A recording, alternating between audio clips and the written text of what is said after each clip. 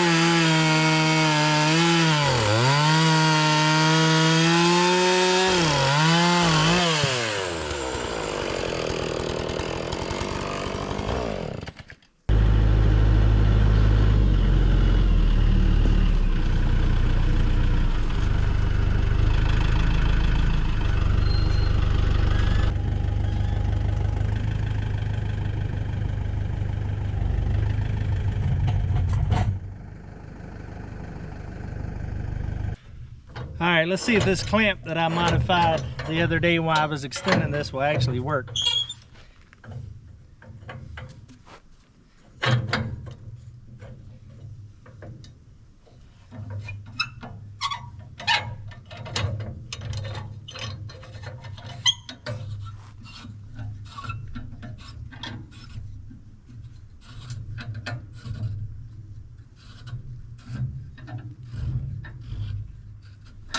Oh yeah, just like butter.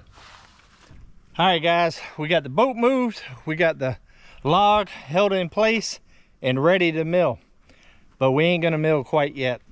One of the first things that you got to do with all of your equipment, check the gas, check the oil, kind of go over it, make sure that everything's tight, tidy it up and clean. The better you take care of machinery like this, the longer it'll last you and the much more friendly it's gonna be to you. And it only takes a second to do these things. A little preventative maintenance.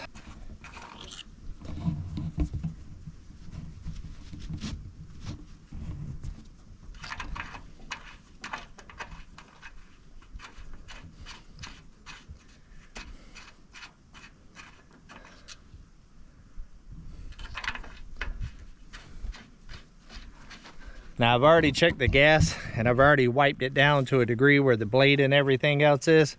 Check this out guys. I ended up getting a brush. I did know that you needed to kind of dust the sawdust off the logs as you're cutting. It'll save your blades. And y'all had a really good suggestion about a battery powered blower. That way I could blow off all this stuff on the rail too and up in there.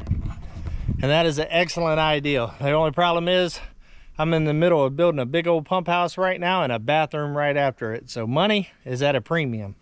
So I'm going old school with a little brush. Picked this up at Ace when I was there the other day. And I also heard your concerns about the lubrication for the blade. Now, I am looking online right now.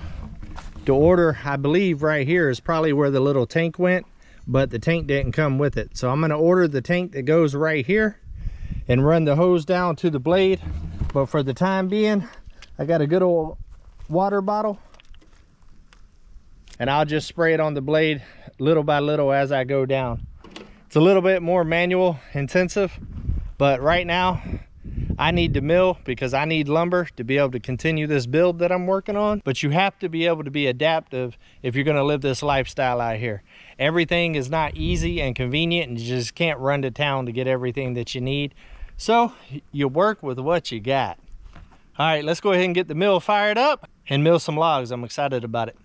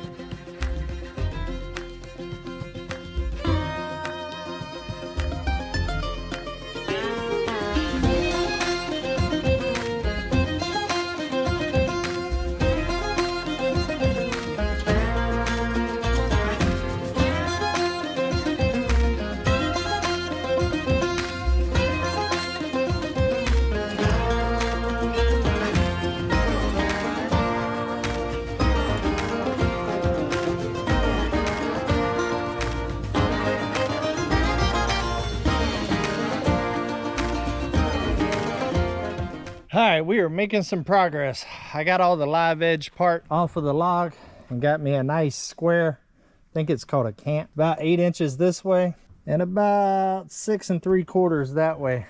What I'm gonna do is cut 1 inch more right here, and then I'm gonna cut it directly in half. Then I'll flip it up on its side and start making cuts. And what that will do is give me inch little strips on this top part right here, and also give me 2 2x4s as I cut on down. That'll give me the little stickers that I need to stick the wood up on to dry, and also start giving me some 2x4s for the actual build.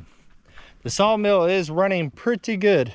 On my last video, I had some people talk about being able to bring this closer to the actual log to cut down on the blade wobble just a little bit. The problem is I do not see an adjustment on this at all, because both of these right here on both sides are welded solid. As you can see, it doesn't really move and adjust. All there is adjustments here and here for your actual wheel, and right here a tensioner for your blade. Now let's not forget, this is a Harbor Freight sawmill. This is not no top of the line anything. This ain't no Woodlands Mills or some Wood Misers or anything like that. So you're gonna get the very, very basics. But from what I can tell so far, it is actually cutting the wood very good. There's no ripples in it whatsoever, like your blade shaking or anything like that. So I think as long as I pay attention to the tension on the blade, I think I'm gonna be okay. I have been watching it closely. If anybody's ever used this kind of sawmill before, and there is a way to bring those guides in closer to the log, just like the more expensive ones, please let me know. But I don't see one on here, or maybe it's just missing, I don't know. All right, I'm gonna go ahead and cut that inch piece and then go ahead and cut it directly in half, so it's 3.5 inches on the other 2 pieces, and go ahead and get it flipped over and clamp back down, and then we'll actually start making some wood. I also have a lot of the live edge part right here. I will also be taking the forklift, scooping that up and stacking that over there as well to dry, so it doesn't get all warped and bent. I'm also going to take 2 of the 2x4s and lay it over here on this side, which is my walking side, a little bit further away, and that's where I'm going to start stacking up the actual usable lumber that I'm going to be building with, that I need to kind of stack up and let start drying out of the way. And what I'm going to do there is take all of those over there to the build site and go ahead and let them dry in place over there. That way they're there for me to grab as I need. Sounds like a good game plan to me. Tell me what you think.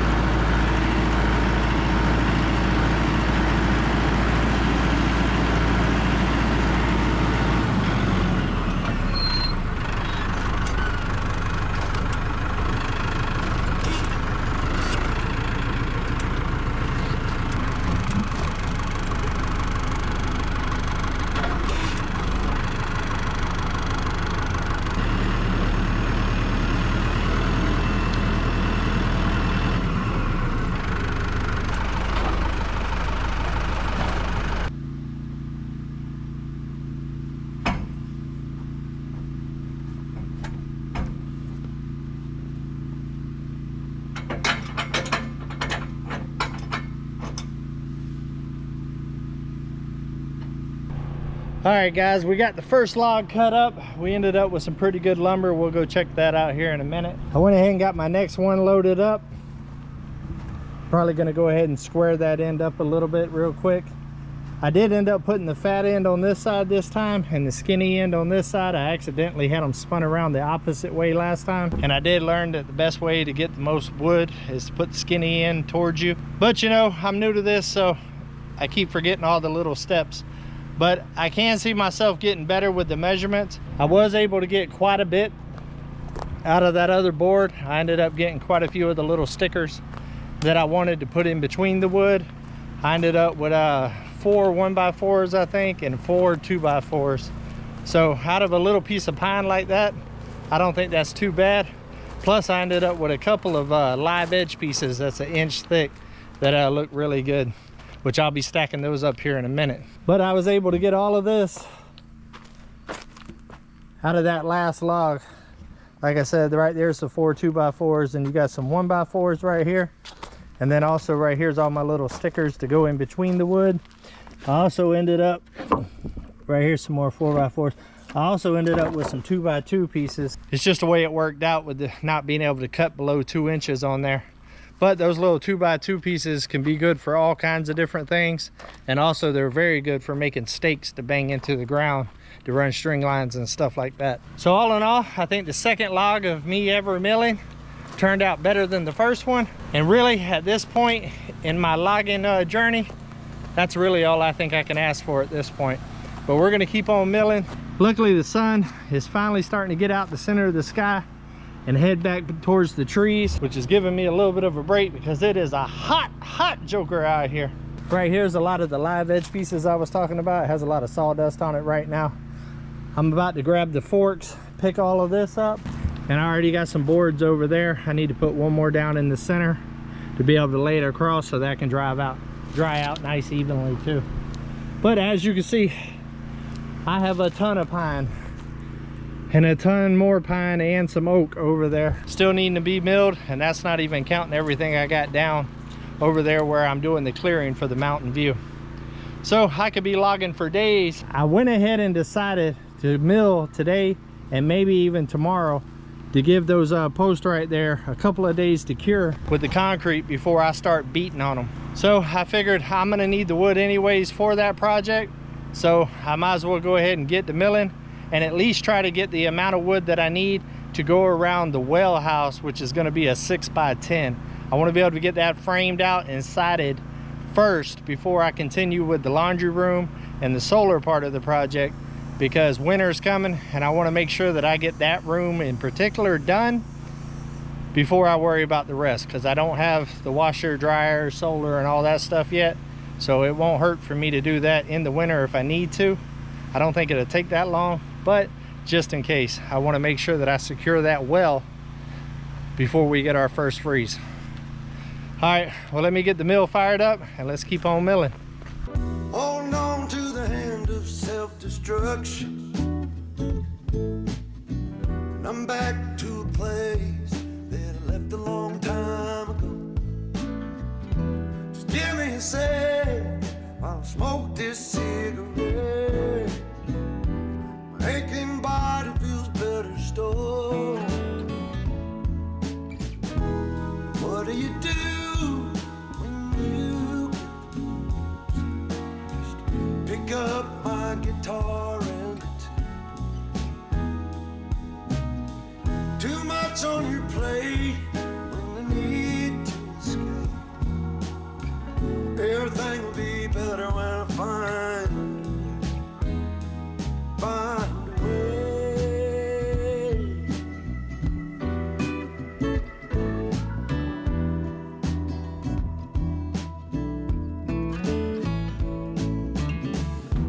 When people leave, do they ever think about you? What I'd say if I ever came back again? Well, I still wonder and I miss you.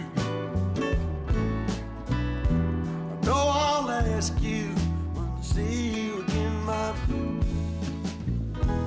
What do you do when you get the blues? Just pick up my guitar. Too much on your plate when you need to escape. Everything will be better. All right, guys, I think that's gonna be about it for this video. We ended up getting quite a bit of lumber. All of this is usable lumber for the actual build.